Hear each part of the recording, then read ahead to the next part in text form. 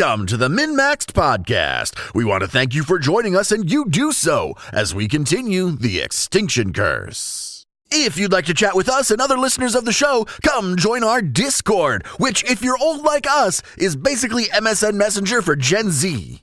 If you'd like to throw a little financial support our way, join our Patreon. We appreciate our patrons. You really do help keep this show going. And a shout out to all of our patrons at our big number and above level. Jason K, Emily S, Blartimus Slump, Rock Jedi, and the guy who is literally half of our Patreon, Wolf XZ190. And now a recap of Session 40. We descend into the Moonstone Hall, and right off the bat we encounter some freaking basilisks. They die pretty quickly, but not before turning Peach Pie to stone. Luckily, the wizard knows how to fix it, and that is by covering the stone clown in basilisk blood, which Bernard does frantically. Peach Pie unstones. Next, we find an old temple to Aroden. Inside are a pair of Xulgaths who get wrecked. Immediately following this, however, a demon ambushes us. The bastard uses darkness and breaks Peach Pie's hammer, and it's all a clusterfuck. After a couple crits from Jeb, who can see in the darkness, Turtle bites it to death. We decide to take a couple hours to heal up and fix the hammer. Then we prepare to uncover the secrets of the Moonstone Hall. So, you've all taken your time sitting on this stone floor where the eye of Aroden is emblazoned. And during that time, you're able to take those 2 hours with no issue. However, off to the south, or to the right of the entrance, it's hard not to just catch the corner of your eye into this room to the right. What looks to be like a pool of some sort. It's this really odd color, like slimy purple, and you can say that it's reliably slimy because occasionally a bubble rises and just kind of... It is absolutely Ghostbusters 2. Yeah, there you go.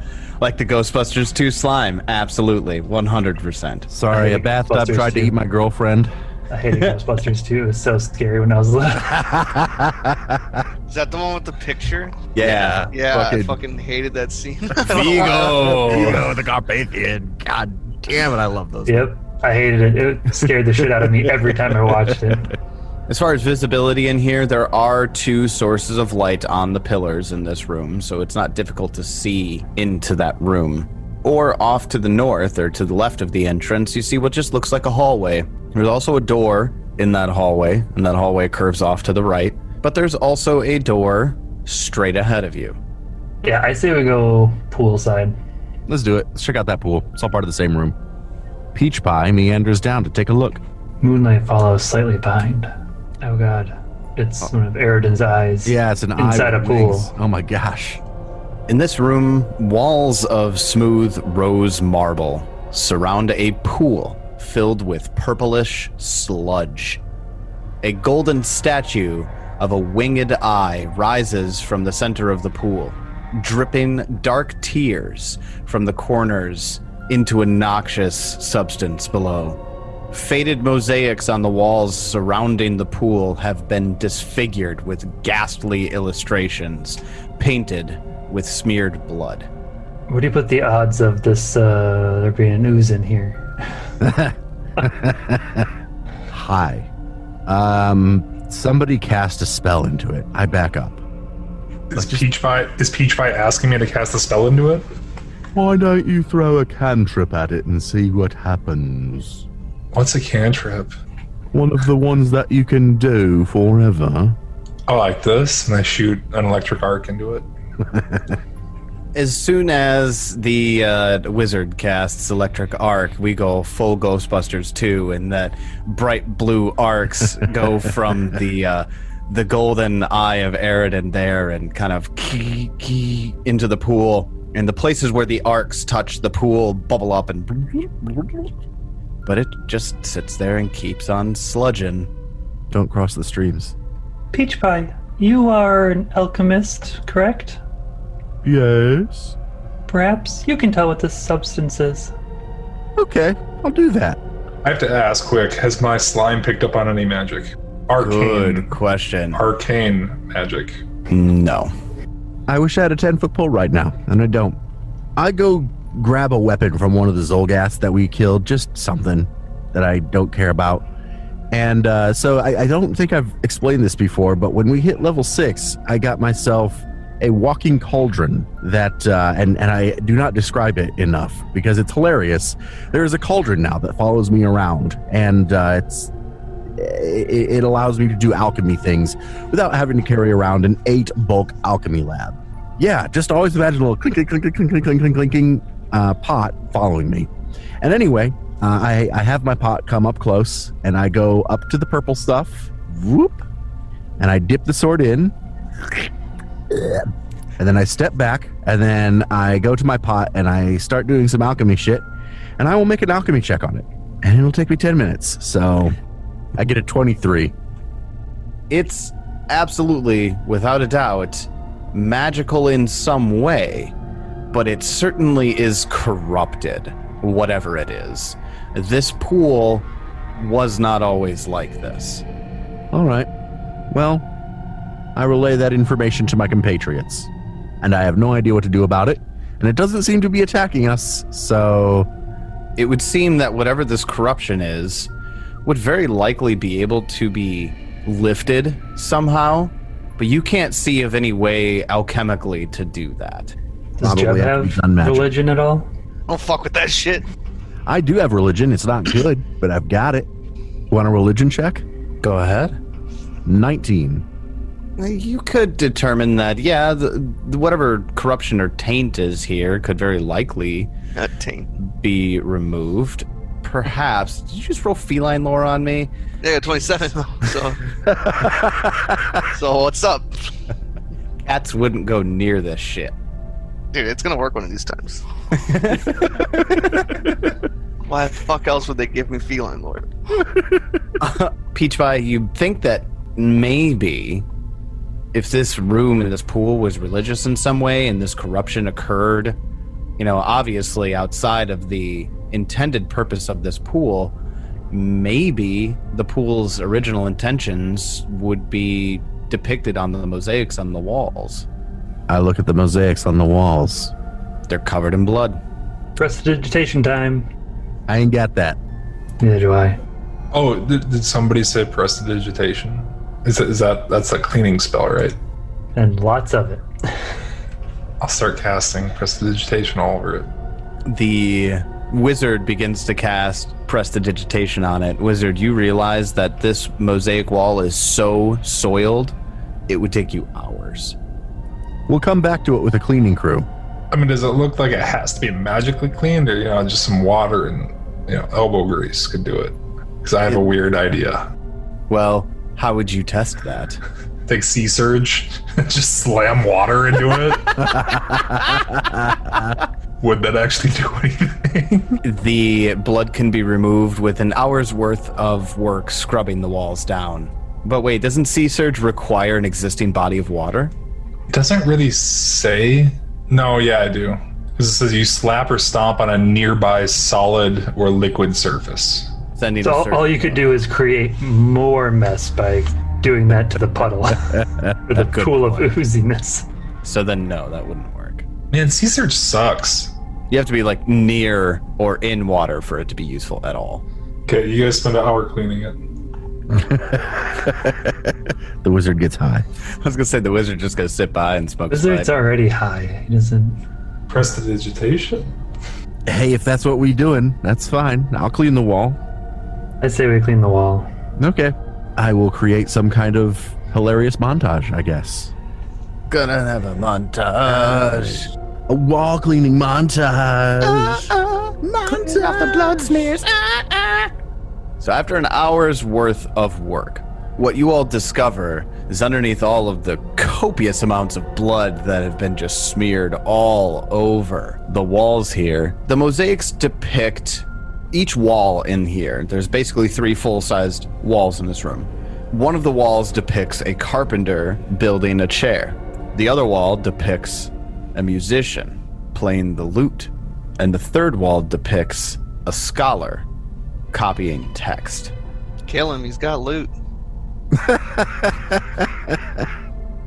An artist, a musician, and a scholar. Correct. Can I get a religion check? 23.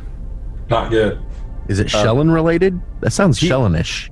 Peach Pie, I don't know how exactly you would come to this conclusion, but Peach Pie is the one that realizes that this pool could probably be cleansed somehow, but our alchemical means will not cleanse it.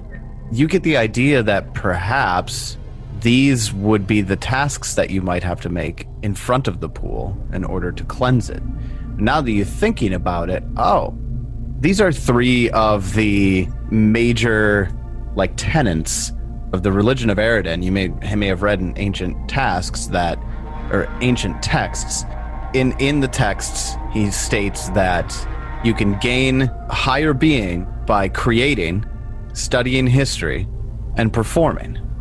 I have never had a time to shine quite like this. Peach Pie sings the Ballad of Peach Pie.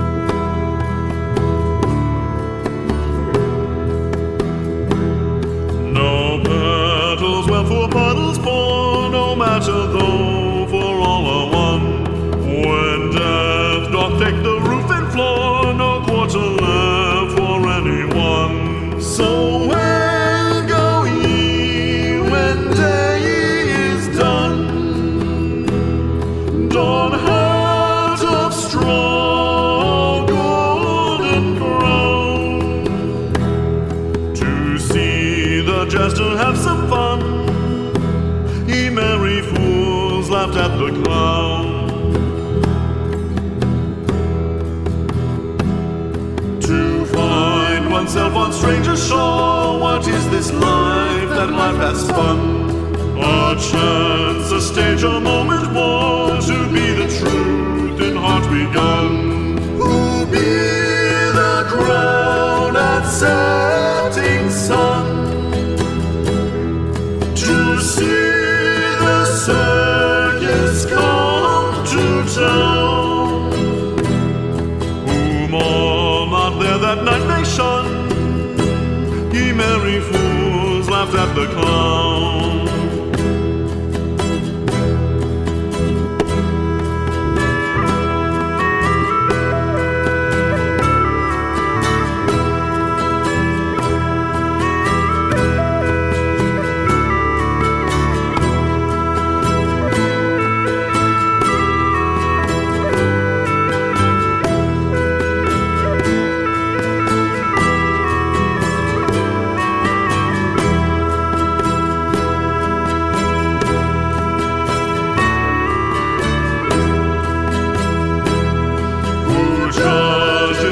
Open door, lay bare the soul of everyone. Redeemer, queen of new and law, who seeth thought in shade of sun. The way where truth of self is won. Thy face be painted with the frown. What was beneath has been undone. Ye merry fools laughed at the clown.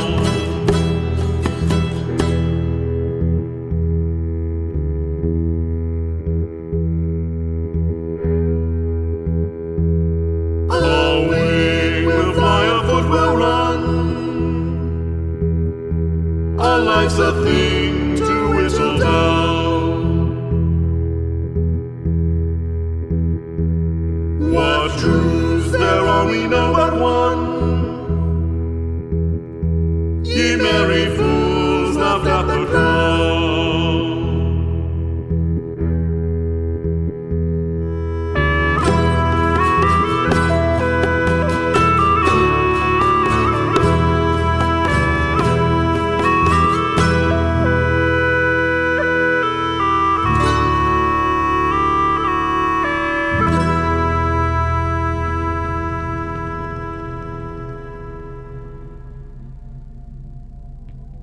At the end of Peach Pie's riveting performance, the pool begins to bubble violently, and the eye kind of has this momentary gleam of brightness that comes from it. Somebody read a book. Study something. Throw a book at it, Moonlight. Moonlight opens up a book, the book of Abadar, and starts to look through it. Go ahead and give me just a recall knowledge check of religion. 10. You get assistance from the book, considering that you have one of the sacred texts of Abadar. I'm laughing at Spencer rolling feline lord again. And rolling well on it again. Don't roll bad on feline lord. Moonlight's reading abilities aren't. I am a sorcerer. I don't need to read. It just comes to me naturally. Thank you very much. As that's occurring, Jebediah realizes that we're just trying to expound knowledge here, and Jebediah just starts rattling off random bits about feline lore.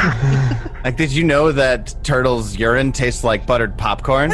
Smells. Thank you. Sorry, smells. Tastes gross. Why did I do that? It smells like buttered popcorn, and just starts rattling off random cat facts. And as Jebediah is talking, the pool begins to roil even more, and the eye shines just a little bit brighter. And at that moment, the pool begins to have these 3 bulges that lift out, and those bulges turned into these pseudopod arms, and Here comes the ooze. They each touch a point on the floor, and they take form. I want everybody to place themselves on the maps where they would have been during this conversation and roll initiative. Oh, let's clean it up, he says. And I'm going to go ahead and share a picture of what just came out of the pool.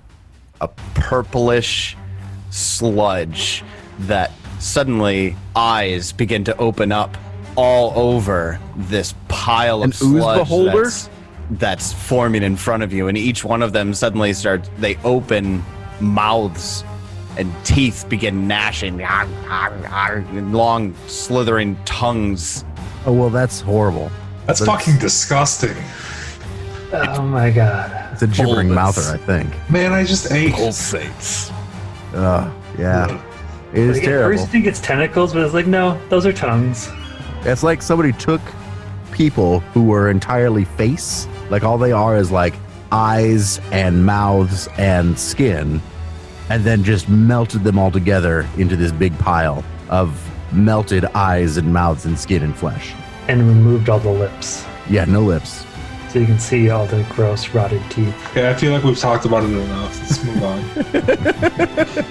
And at the top of round 1, this first just disgusting amalgamation of eyes. Seriously, and teeth. I got a fucking natural 20 and I don't go first. Fuck that. The aberration at the southwestern side of the pool slurps forward with a step action up to Peach Pie and makes a jaw attack. Does a 22 hit? It does not. Then, with its third action, it will bite you with one of its other mouths for 17 to hit. No. And that will take us to Moonlight. It's your turn. I think I can only hit 2 of them with this. I will attempt a sound burst. All right. One of them gets a 32, and the other one gets an 18. So one critically succeeds, and the other one fails. So they will take 3d10 damage. So one takes 18, the other one takes 0 because it critically saved. I back the fuck up. The creatures and all of the mouths that it has all begin just... And everybody... Would you say they're gibbering? Yes, they're absolutely gibbering. No, I thought so. Everybody needs to give me a will save. Nah, my sound burst makes it too loud. You can't hear it over him. 18. 27. 33. At 1. Well, luckily, there's no critical failure on this. However, Yeah. Moonlight and Peach Pie are both confused for 1 round. Wait, hold on. What level are you guys? 6. 6. This does have the incapacitation trait. Fuck off then. Depends on what level they are. They're level 5 creatures. Oh, so we get 1 degree better, which Success! I still critically failed, so you I still fail. Yeah, unfortunately, Moonlight is confused. That means that it's the aberration to the northern side of the pool will step up to Jebediah with an action. With its second and third action, it uses Engulf. You need to give me a reflex save. 27. Success. I'm not getting Kill it. stuck in more things, all right? Can you imagine being stuck in this thing compared to the gelatinous cube? Ugh. It moves forward into your square, and in order to reflexively get out of the way, you have to move to another square. So go ahead and pick a square to move into. I'll move up. Then after that, let's just be honest, Gibbering Mouther goes. It's the wizard's turn. I back the fuck out of the room because they're gross, and I shoot a fireball in the corner to hit the 3 of them. Hell yeah. Gibbering Mouther number 1 gets a critical success. Gibbering Mouther number 3 gets a success, and Gibbering Mouther number 2 gets a success. That equals out to one of the Gibbering Mouthers takes no damage because they critically succeeded. Yeah, both the other ones take half, which is 14. After the fireball burns the corner of the room and getting the Mouthers, the one that hasn't acted yet schlorps forward, makes a jaw attack on Jebediah. A 32 hit. Yeah. This ain't a crit. It's not. Jebediah will take 15 points of piercing damage, and this thing just rips a chunk of your skin off, and you begin to bleed persistently. You have 1d4 persistent bleed. With its third action, it grabs you. Jebediah, it's your turn. All right. Well, I'll just make some swings at the one that's not grabbing me. The one that tried to engulf me. And we get no negatives from grab, right? Not at all. And you can swing with a two-handed weapon. No, I can't. Well, then you have to hit it. Hurrah. 19 fails. 21. That hits. 10 damage. 10 points of slashing damage. Jebediah, as you cut into this thing, that space where you cut into turns into another mouth, and it uses its reaction to snap out and bite you. Oh, God. It's kind of gross. This thing's just... It only gets a 17 to bite you, though. It misses. I'll just swing at it again. Yeah. Not gonna bring Kitty in. I feel like Turtle only gets involved if it starts getting dangerous. That's all she does, yeah. She just hangs out. She's our mascot. Protect Turtle. Until Turtle needs She to does protect come in when Jeb's about to die. It's usually my role for her. That's true. You have been consistent in that. Jebediah rolls a 7 to overcome the persistent damage, which fails, and bleeds for 3 points of damage. Then, after Jebediah, Peach Pie. It's your turn. Action 1, Rage. Action 2, Attack, the one that Jeb attacked. 30 to hit. That hits. 29 damage. Ooh. When Peach Pie hits this thing with his big top stake driver, it splats in the most sickening ways. And it does take extra damage from that bludgeoning attack. Excellent. Well, let's see if we can do it again. Not with a 15. Nope. That will be the end of my turn. All right. Then after Peach Pie, we're going to go back up to the top of the order. Back to the first Gibbering Mouther.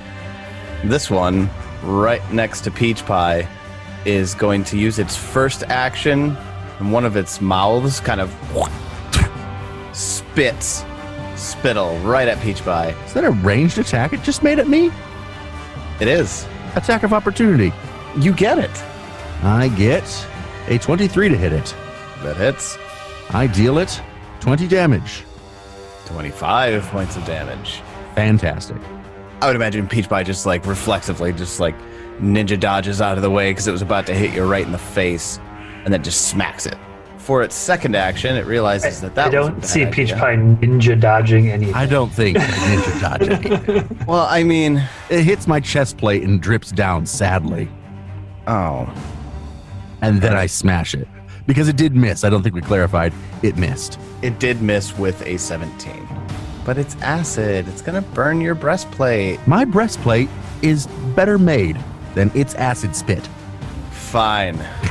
Bogged down in semantics here, David, in your fucking attack descriptions. It's gonna bite you like I want to bite you. 22 to hit. On the nose. All right. Which, Going just to to- clarify for anybody, that is only because, like, it got a 22 to hit me earlier and missed. This time it got a 22 to hit me and hit because I am raging, and that gives me a -1 AC. Specifically, Yep. you take 10 points of piercing damage. It sinks its teeth in, and with its third action, grabs you. You also have that persistent bleed on there as well. All right. Then that takes us over to Moonlight. You're confused. How does that work here in Tui? I don't remember. We haven't really done it. So the first thing, confused, you are flat-footed. You also cannot delay, you cannot ready, and you cannot use reactions. You use all of your actions to strike or cast offensive cantrips. Your targets are determined randomly by the GM. Let's get some How is dice that rolling. random if it's by the GM? Well, you guys know me. I'll end up putting numbers on a dice and I'll roll So a there's dice. 6 enemies. On a D6, a 1 will attack the first Gibbering Mouther, 2 will attack Gibbering Mouther 2, 3 will attack 3, a 4 will attack Peach Pie, 5 will attack Jebediah, and a 6 will attack the Wizard. Moonlight, why don't you go ahead and roll this D6? You're going to put it on me. I'm not culpable. Jebediah. That means that you are going to attack with a cantrip, telekinetic projectile, on Jebediah. Obviously. It is the obvious option. Nah, dude, hit me with. Oh, God. Judd's getting hit by a book. Is that a critical hit? No. Oh, good. 19 on the die. Yeah. Book damage. Luckily, fairly bad rolls. 11 damage. Jeb, a book comes flying out from behind you and smacks you in the back of the head. Ow! I mean, I did have the book out already, so. The fuck? Now, at the end of the round, you are no longer confused. Then, after Moonlight, it's Gibbering Mouther number 3's turn. This one got sliced at by Jebediah, and he's going to continue his attack on Jeb for 21 to hit. Miss. Then a second jaw attack for 19 to hit, which will miss. A third jaw attack, 17. That's going to miss too. All right, Wizard, it's your turn. What is your AC, Spencer? 24. Nice. Good solid. That's really nice. I got 21. Cast your AC.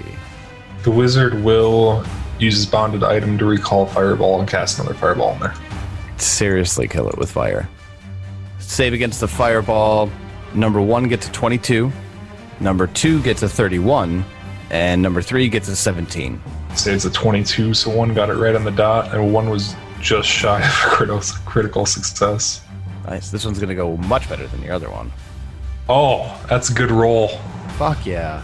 27 on 66. That's solid. It's all 4s and 5s. Big, colorful fireball goes off. I have a moment that I have to kind of, in my head, when these things are hit by the fireball, I can just imagine all that purplish, fleshy ooze just sizzling and popping, and all of the mouths screaming all at the same time. It's Smells gross. like brownies. No, we don't need to go into what this sounds like or smells like or Oh, it smells fucking gross. They're getting charred. burning flesh and mouth, like They're 10 getting mouths charred, on each of man. these things. They're just screeching, probably.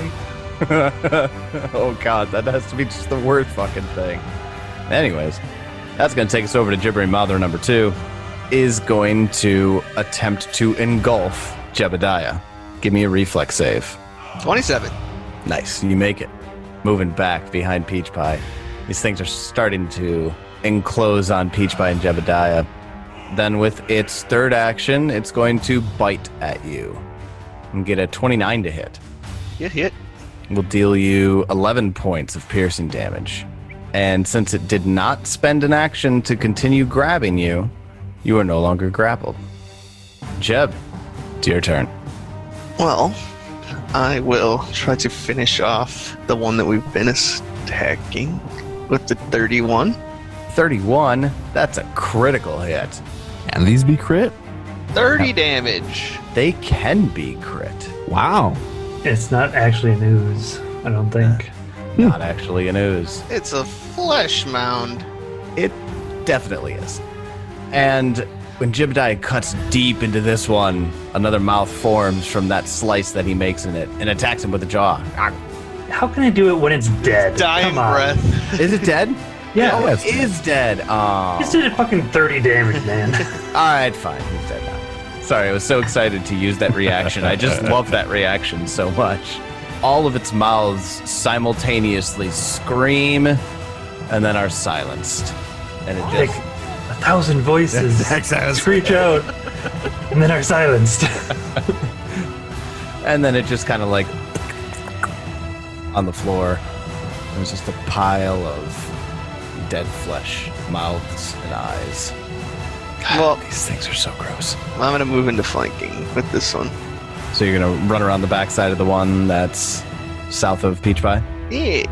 And I'm going to attack it. Not very well. Miss. And I'll be done. This with a 10 after Jebediah is going to make his persistent bleed roll here.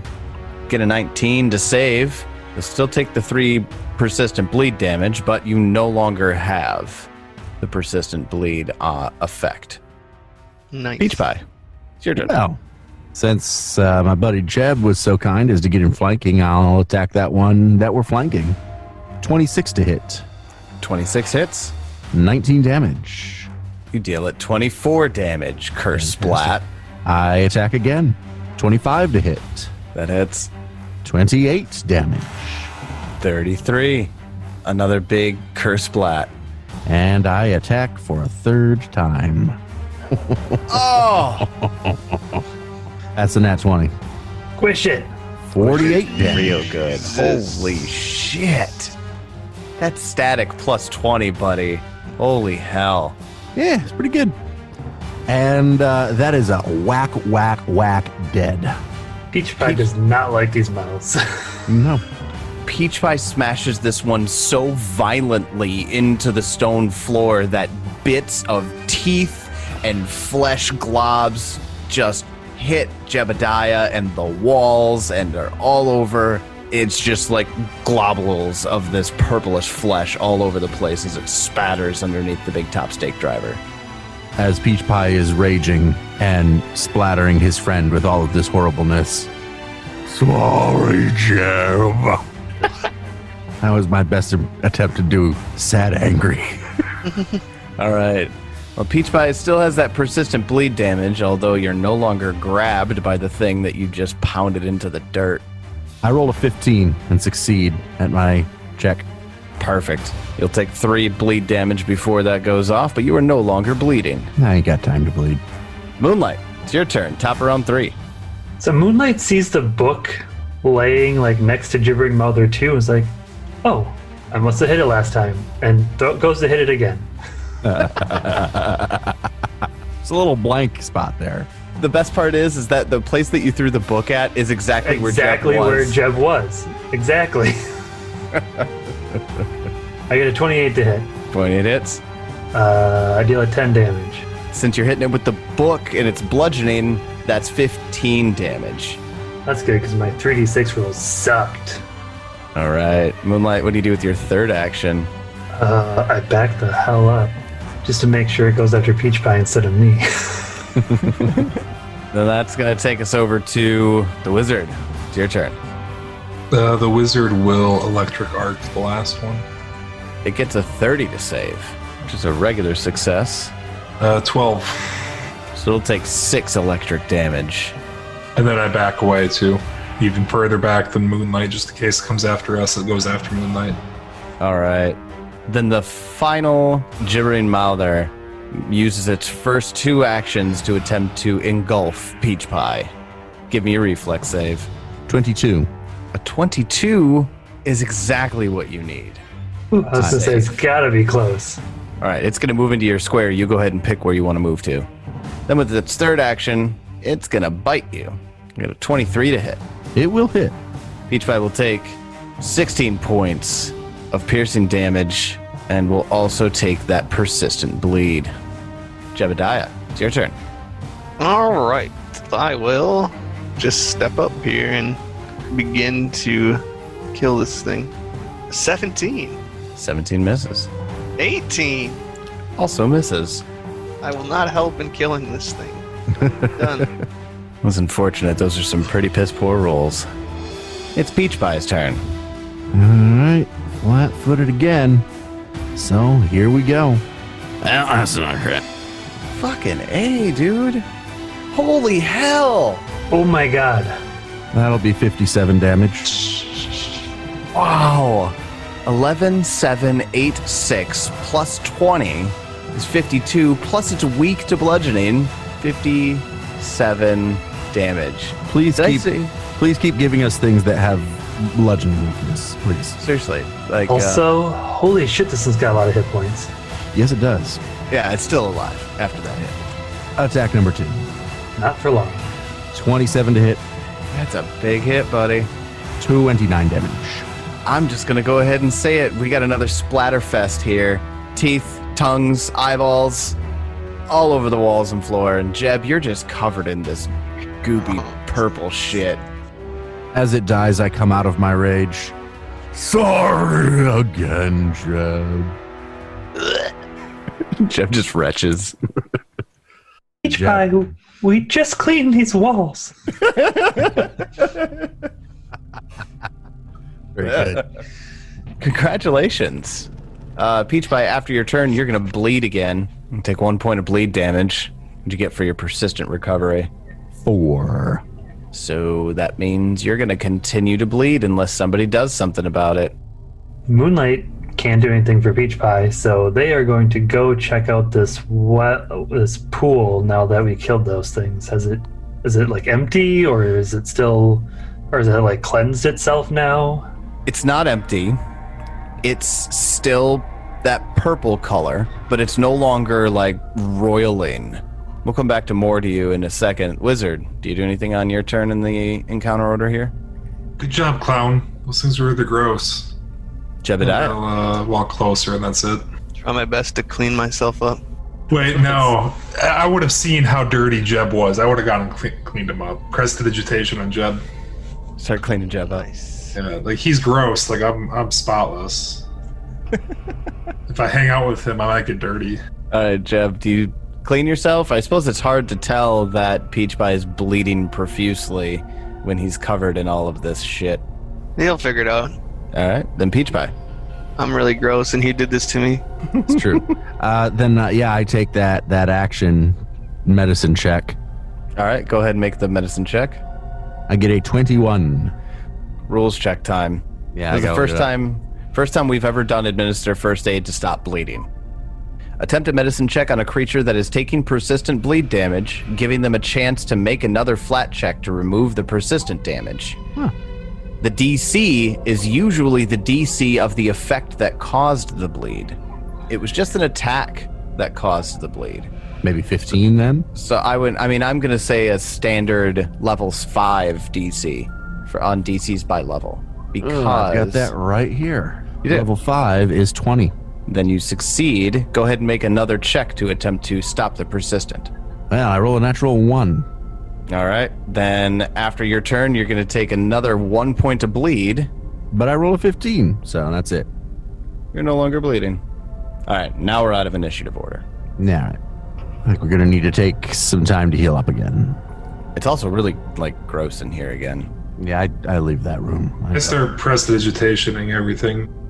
Moonlight gets a 24 to search it, look at the eye specifically, see if the eye is doing anything or looks different, or if the stuff coming out of if it's now crying clear water instead of The corrupted. the corrupted purpley stuff that it was before. It's no longer crying at all. Oh no, I'm not crying at all. But it does seem to hum. It's sort of Whatever you were doing was doing something. It's definitely not as corrupted. It does seem like it's getting clearer as time goes on. Correct. Then I wait till it's clear.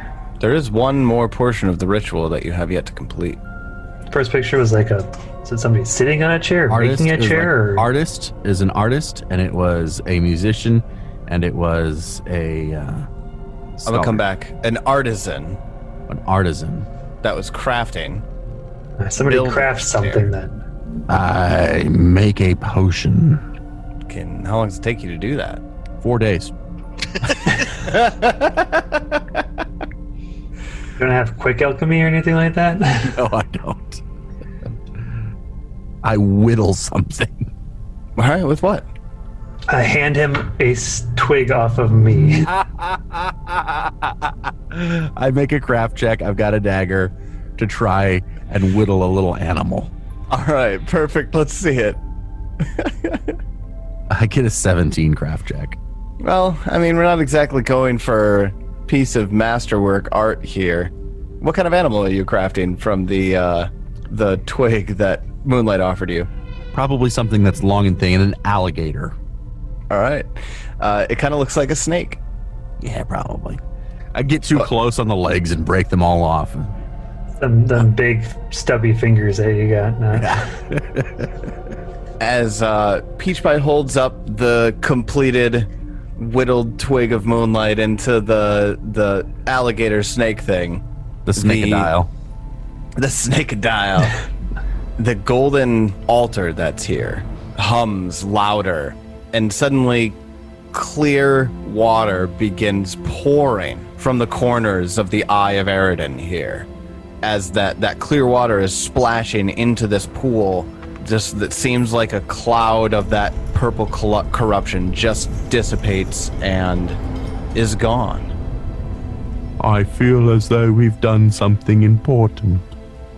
I'm definitely writing this down in my journal. As David starts writing it down in his notes. Is David just Bernard? Or is Bernard just David? After you clear the corruption from this pool, it's almost like this feeling of relief washes over each of the 4 of you. 5 of you. 6 of you. Sorry. Gotta remember companions and familiars. And So then 7. 7. What did I... Oh, the ooze. Damn it. There's 7 of you? Fuck. Well, after all that, we just feel a little tingly inside. That's it. I think we definitely need to take some time to heal. Yeah, definitely. Anybody want to get Jeb if I get myself? I can do me. I suppose you can. Jeb is very self-sufficient. He can take care of himself. Jeb is the healer. Jesus Christ. I use my fucking action point. God damn it. One fucking short. God. Peach Pie is terrible at healing. I always fucking miss those. That's cool. And I healed exactly as much as I needed. So I'd say let's do the first 10 minutes and I easily heal myself and you heal 11. I don't want to spend an hour here. I'll just use a heal. A fucking max heal. Nice. For exactly as much as you need. 32 hit points. That is perfect. Wow. You both perfectly healed yourself. I still have one healing. And Do we want to continue on or do we need to rest? We need to keep going. We're not The question resting. is door, or hallway? Did you say this thing was like shining now, or just that the clear water was coming out of its sides? It shined initially when you finished the ritual. Now just clear water is running out of the eye. Being a little metagamey, just because it seems like there's always things at the bottom of these pools. Is there anything at the bottom of the pool after it clears up? Give me a perception check. 28. No. Dang. You bastard, Tyler. Normally you have the worst poker face. But that time you did it. You're like, ooh, give me a perception check. It's like, oh, there is something there. Is the water clear enough to drink? I mean, It has been over 10 yes. minutes. I drank some. It tastes nice and clean, like a fresh mountain spring. Guys, this tastes like a freshwater spring. It doesn't make sense. There's something wrong with this. Oh. Do you guys spend some more time looking at this pool here? I don't know. You want a religion check on it? No, I don't. I mean, while they were healing, I'd probably take a look at it. All right. Go ahead and give me a religion check then. 28. Without a doubt, this pool does something. You feel this divine radiance that emanates from the pool, but it also feels like it's missing something. Almost like there's another, maybe something you can add to it, or another piece of something that would allow you to look into the pool, and it has this faint glimmer of divination. But as far as what exactly it's missing, really hard to say. Like, when I get this feeling, is it like that we need to do something else, or that it physically needs something else? Or like maybe like a spell that needs to be cast on it or something, maybe? I got a 28 religion. Give me something. Yeah. You imagine if it were going to be anything, it would be some item of some kind. There's some key, some magical key that you need to turn this pool on, if you will. I don't know. Anybody have any definitive ideas? I don't know, these double doors are ominous. I say we take the hallway. We go to the hallway. This spacious hall has several heavy, crude packs piled against the north wall. But is otherwise unremarkable and empty. Crude what against Crude the wall? what? Yeah, crude what? Crude packs. Like backpacks? Yeah, sure. Okay. Backpacks. All right, I walk down the hallway. Let's search the backpacks, see if there's anything in them. I get a 27 perception. In the packs, you find rations of some kind, some dried meat. You don't recognize it at all. Yeah, I toss it. I don't need that. As you're rifling through here, you find a small, shrunken head. Why? I put it with my holy symbols that I've been collecting. Might be useful later. And you also find a small pouch. I look in the pouch.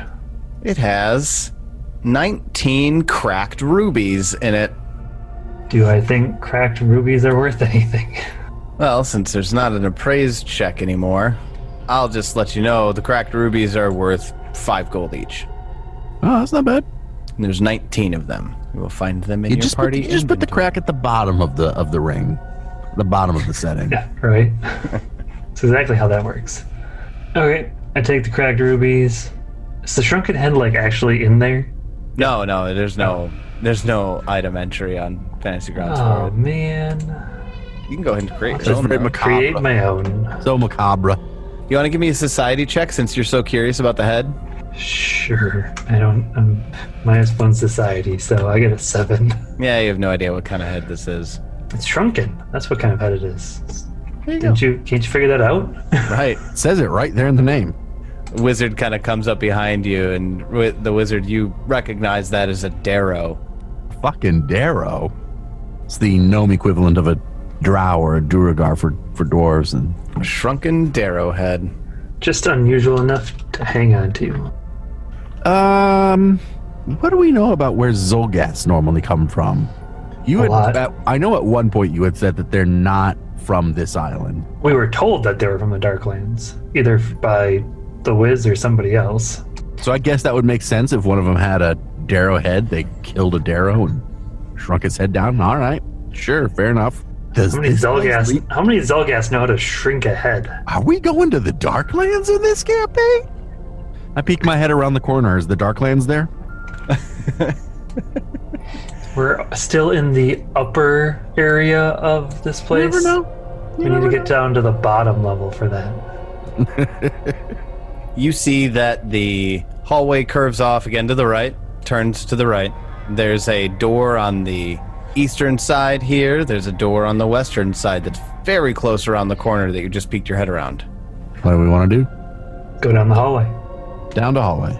Finally come to the end of the hallway, and at the end of that hallway, as it curves around back to the west one final time, a door. Alright, we're gonna start opening these little doors up. Yeah, we're gonna have to start opening these doors. Which door do you open? You're standing by that one, open that one. All right, I open the one that's at the very end of the hallway. Peach Pie opens the door into a large, I mean, you call this like a cathedral almost. A sanctuary? Yeah, a sanctuary where there's rows of splintered wooden pews. That's all you see in the main section of the sanctuary here. There's More abracadabras. There's certainly more around the corner here, but when you open the door, you hear some chanting.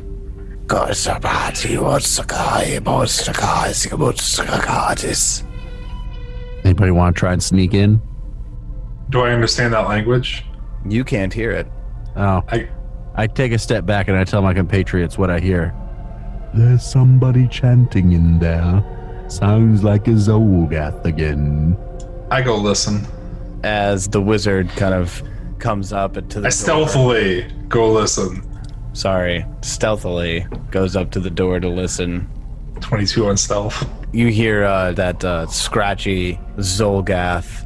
And it's hard to pick words out just because a lot of it doesn't actually sound like it's of any language that you know. But you do pick out a couple of words. One of the ones that seems to be kind of repeated is Xulgaths. I'm gonna type it in. And I want you guys to help me with this fucking word. I'm gonna try and write it down. Xulgaths. Xulgaths.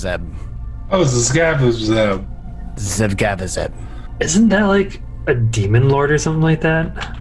Well, don't go fucking looking it up. Give me a religion check. No, I'm just telling you, I think it's a demon lord. What do I know about that name? Go ahead and... A religion check. A religion check, yeah. Oh, 32. Fuck. You know everything about Xulgaths. Xulgaths is a bestial demon lord that is worshipped by the Xulgaths of Golarion.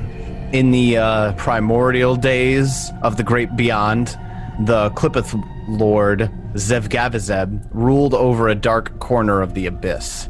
When the demons displaced the Clippeth from the upper layers of the abyss, a group of proteans known as the Worms of Paradox transformed a few Clippeth, including Xulgaths, into demons to weaken the abyss, distracting both races from the maelstrom and allowing reality to spring from it.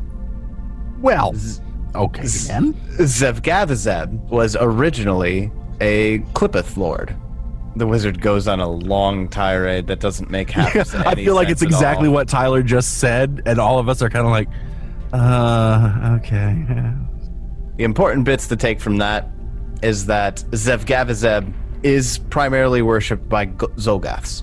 He is the glutton in the dark, the beast of glutton dark, the sun devourer, lord of reptiles. We have heard this name because it's like the forceps. And I remember you telling us that that's the symbol for this guy. Yes. His unholy symbol is a set of twisted tentacles that end in vicious talons.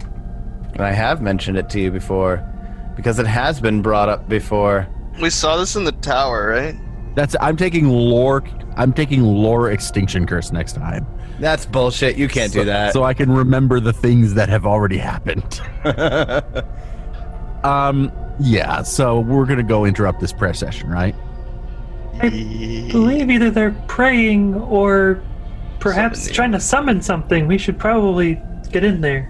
I bust up at the door. Be gone, thoughts! Is that horror over there? That horror over where? That's what thought stands for, bitch. That hoe over there. But this is that horror over there. Wait, is that what thought actually stands for? Yes. Yeah. I had no idea. Don't worry, I had to Google it too. Everybody did. Everybody did. Because it doesn't make any fucking sense. It really doesn't.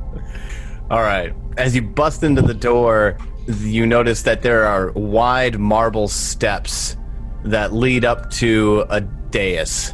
And there's a polished mahogany pulpit that stands at its center.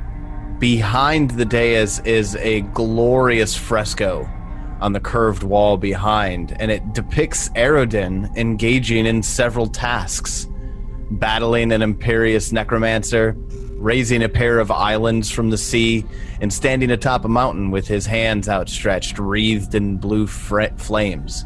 However, there are hideous images scrawled in tar and old blood painted over the fresco, and they tell a vastly different story. But you don't have time to really look at that story, because as you jump and get into here, there are 3 Xulgaths that are lined along that back wall, real nearby the fresco. And they're big Xulgaths. They are way bigger than the Xulgaths that you've encountered. Like abnormally bigger, or are they just more mature, or like they're just... Oh no, they're large in size. There's one normal size Xulgath that is there as well. That Xulgath looks much different. Like tattered red robes with like demonic runes etched into it with like black tar. Which is in stark contrast to the massive fucking Xulgath next to him. Oh yeah. That Xulgath looks like he's so sneaky. Like, I don't know. Like, His little punching dagger. he's got like a I can't it's a remember good what drawing. exactly It's just called. ridiculous. Is there a photo of the big boys? Yeah. They're very muscular, very naked. That is very naked. That is a very bloody hammer. That is a very bloody hammer. I'm trying to tell if that's like blood dripping off of it or like entrails or something that makes it so that it's that thick. That's Covered in viscera. Their faces are I'm trying to think of how to describe it, right? Yeah, you got a Tyrannosaurus Rex mixed with a bulldog. That's perfect. That's perfect. The Tyrannosaurus. It looks like something Bulldog. I'd find in like Teenage Mutant Ninja Turtles. Yeah, it's definitely Rocksteady. Or Bebop, whichever. It's Bebop. Well, as you enter the room and kind of turn the corner to look back into the alcove here, you see that slight small next to these hulking Xulgaths performing some sort of ritual with what looks to be like scraps of a fungus of some kind and like a vial of some gross looking purplish liquid that you're vaguely familiar with, and has a surgical knife dagger almost like jabbed into the large Xulgath next to them, and is like pouring this liquid into its open wound and dabbing it with this fungal moss that it's carrying. And as soon as you burst into the room, it drops all of the things that it's carrying, then says, "Intruders! Attack!" Of course, only the wizard understands what's being said. And at the top of round 1, the one that was corrupted sludge and the fungus being put on it goes first. And for its first action, strides around the dais.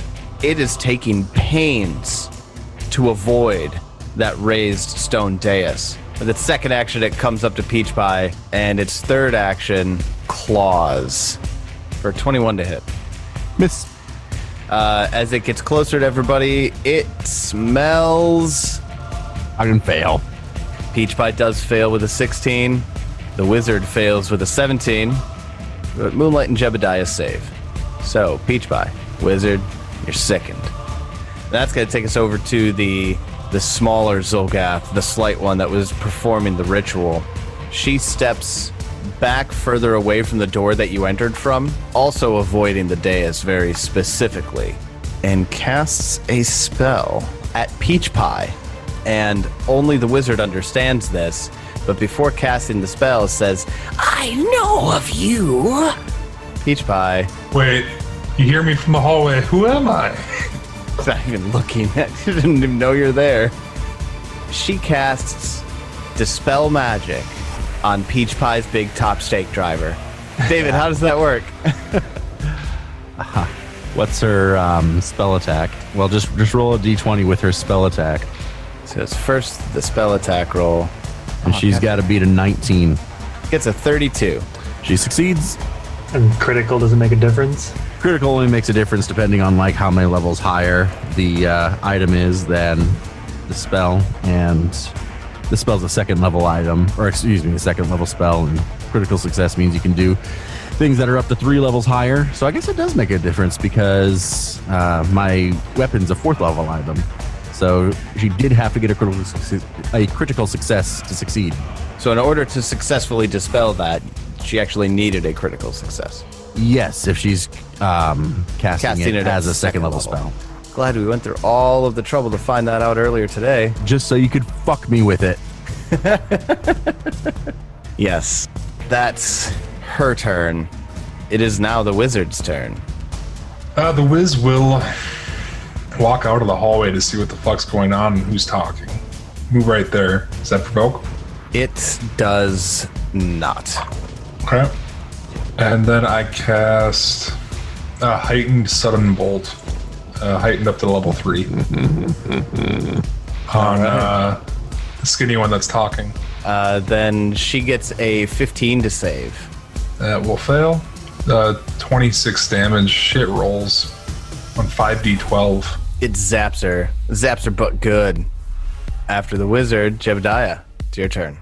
Can I cast a spell and then move up, or is that a 1E thing? That's a 1E thing. You can cast a spell and move up, no problem. As long as it fits within your actions. Well, I meant like, can I Like a touch spell and release it? Yeah, well, Oh, no. For a touch spell, you have to be up right up it's not next to it. touch, but alright. Well, I'm going to move up here and cast Lightning Bolt on all 3 of the big boys. Ooh, nice. Oh shit, does that line up? It does. 3, 3, 3. Wow, yeah, that lines up and gets all 3 of them. So then we need 3 reflex saves, yeah? Yeah. First reflex save is a natural 1 on the die. Critical failure. Oof, The second one gets a 2 on the die. Is that a critical failure too? Another critical failure. And the no, third DC is one, 22. That's critical failure. Oh, okay. And then the third one gets a 4 on the die. For fuck's sake! Wow. Glad I had you roll those. That was a 1, a 2, and a 4. So 2 crit fails and 1 regular fail. Go ahead and roll the Here's the damage dice once. So 44 and 22. Wow. Wow. Wait, lightning bolt is now a 4d12? Holy shit. Those aren't even good rolls. When they critically enough. fail, it's not bad. Yeah. Yeah. And then seriously. I'm going to have Turtle move in and swoop over here and be done.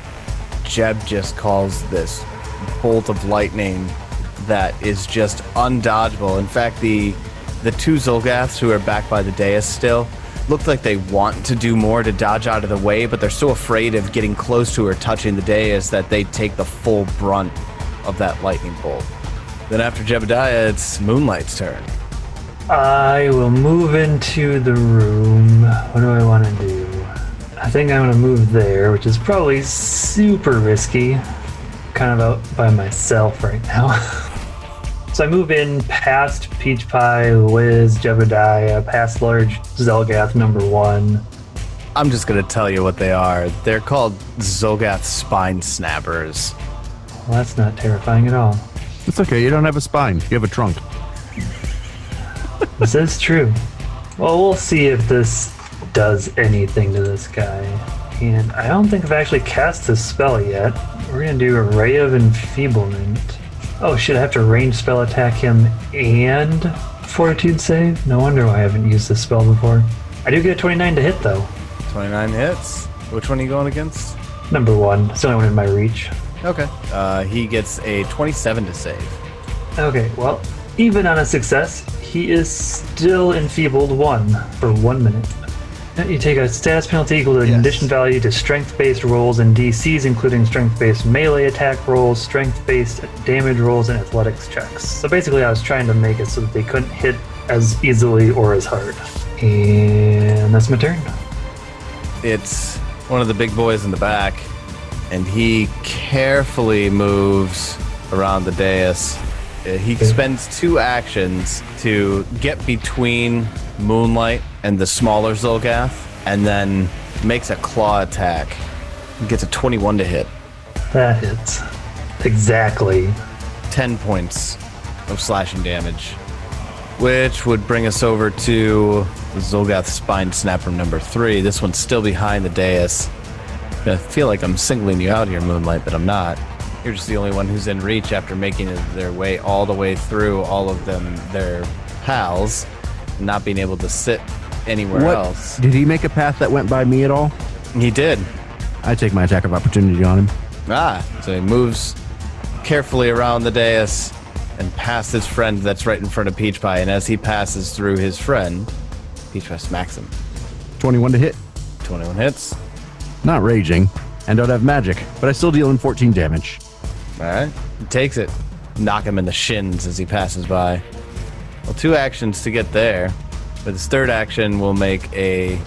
Actually, with his third action, he's going to draw his maul, ending his turn.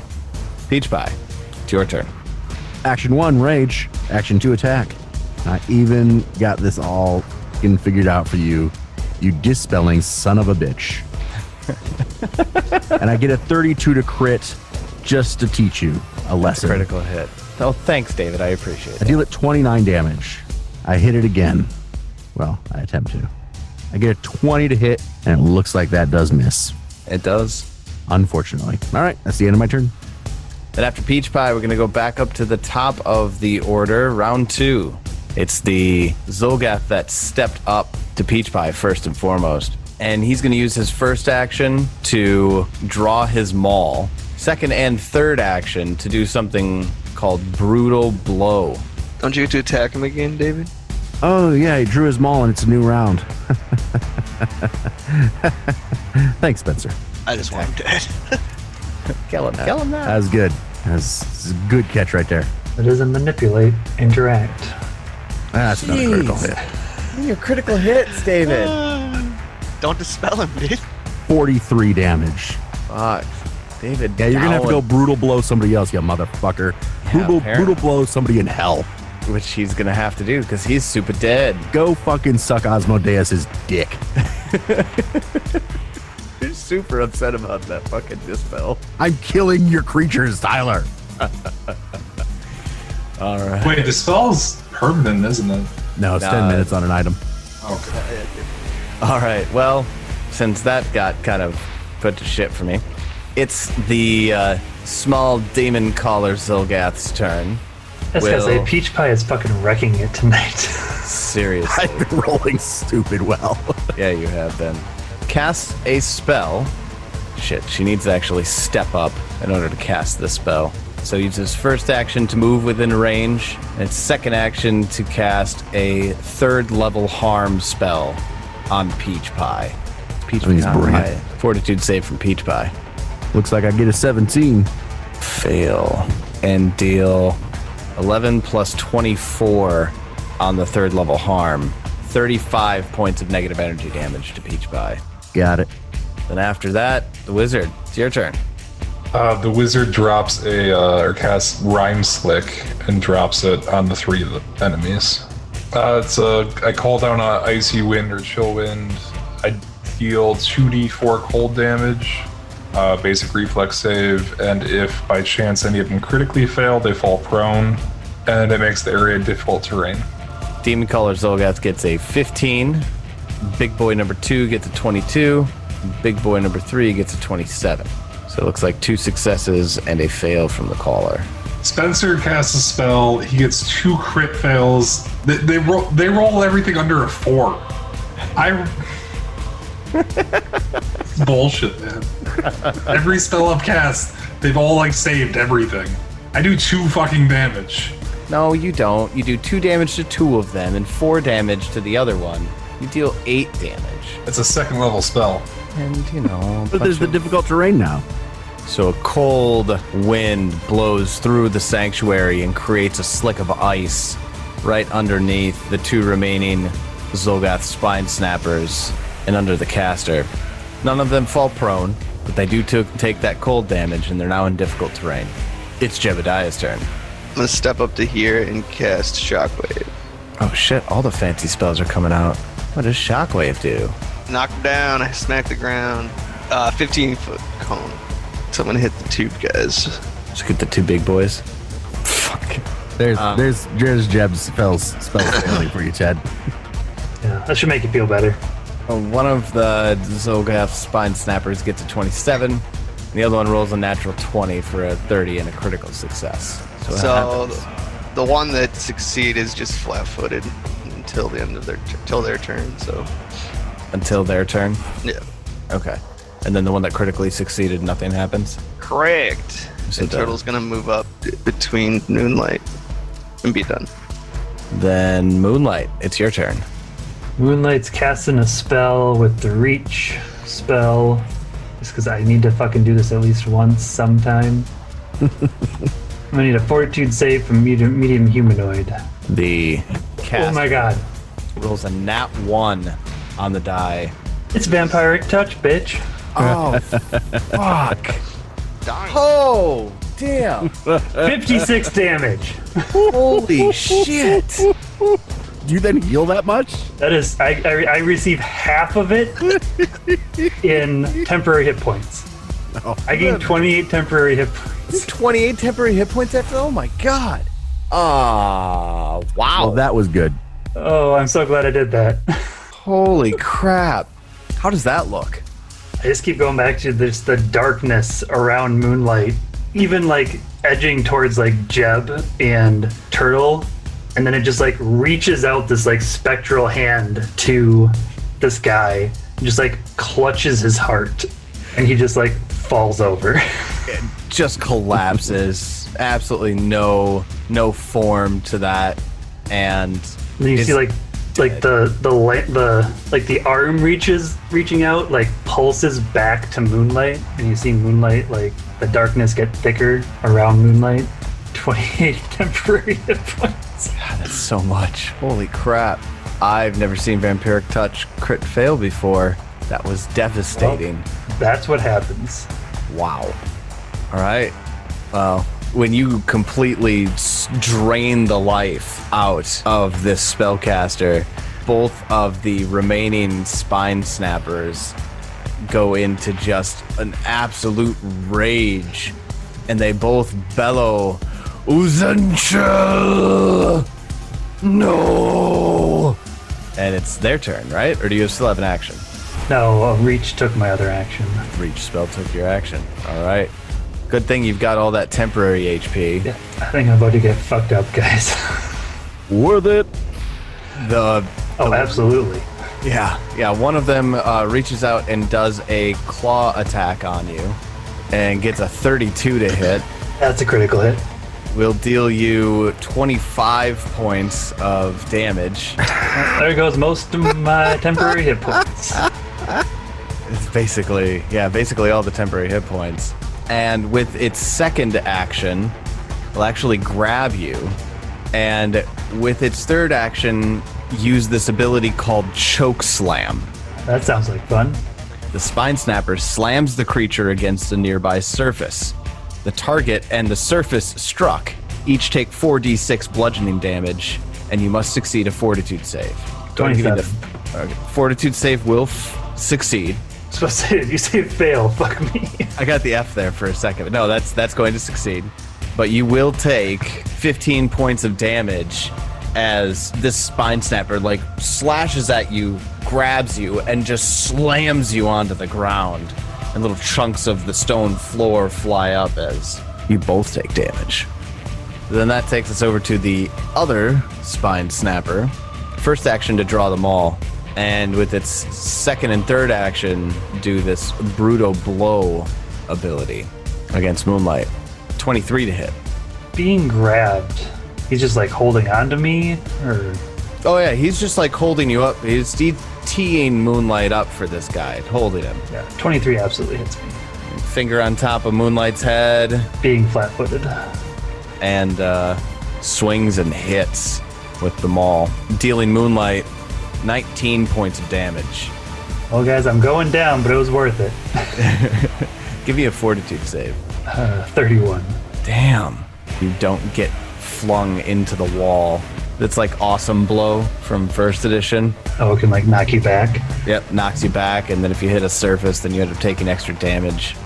Oh, damn, that reminds me. All these times I'm critting, I'm supposed to be knocking them down with my hammer. Motherfucker.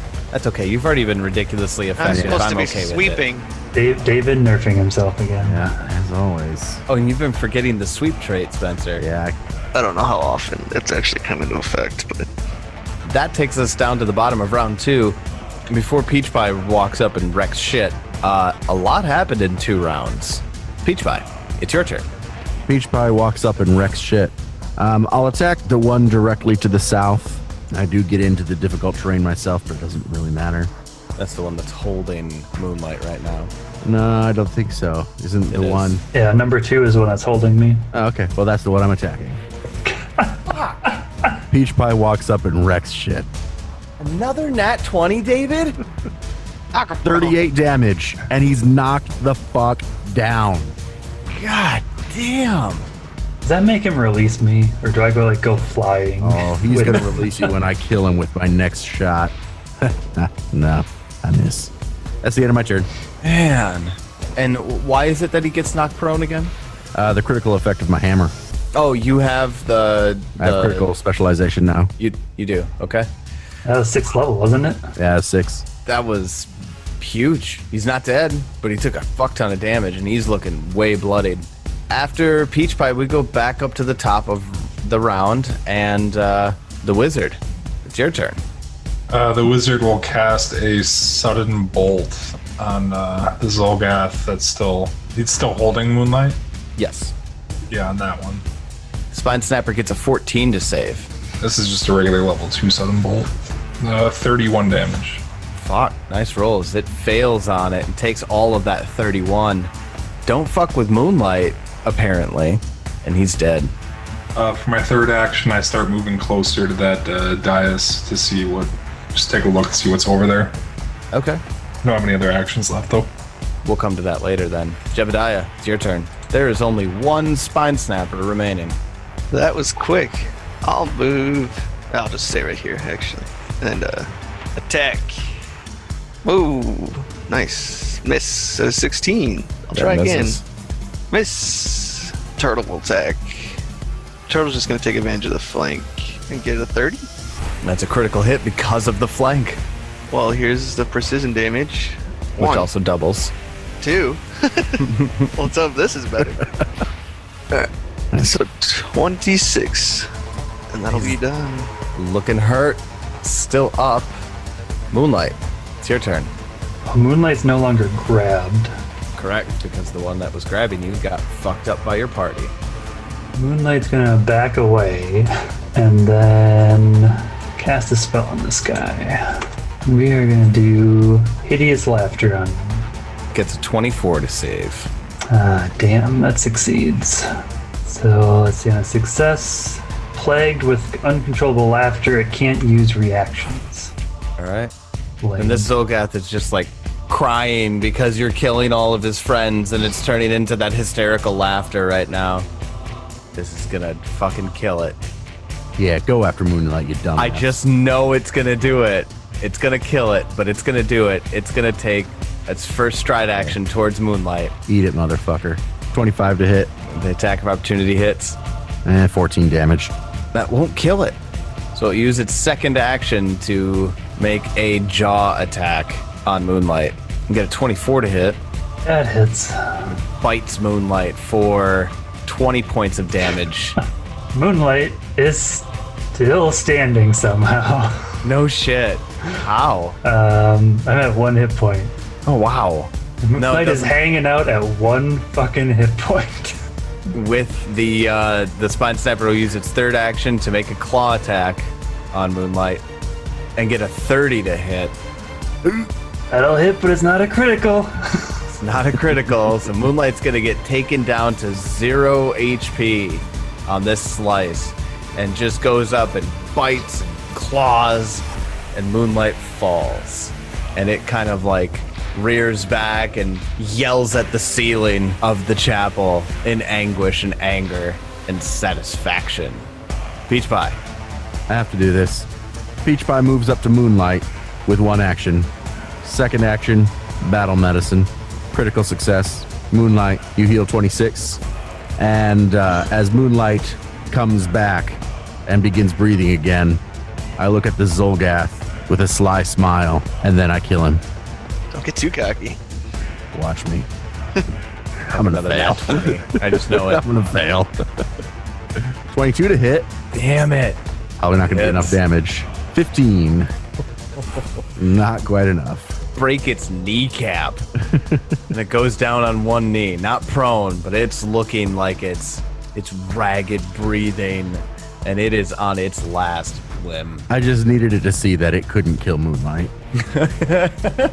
Otherwise, I would have attacked it twice. Well, Wiz, it's your turn.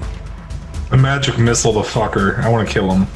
I know you didn't need to Died spend at the first one. I was gonna say there's 3 magic missiles go out and hit this one. He dies on the first one, but the way that magic missile works is it kind of hits. They all hit him simultaneously, so all 3 missiles kind of go in, converge, and just poof, hit him right in the head as he's weakened and on the one knee, and he dies. Well, that was fun.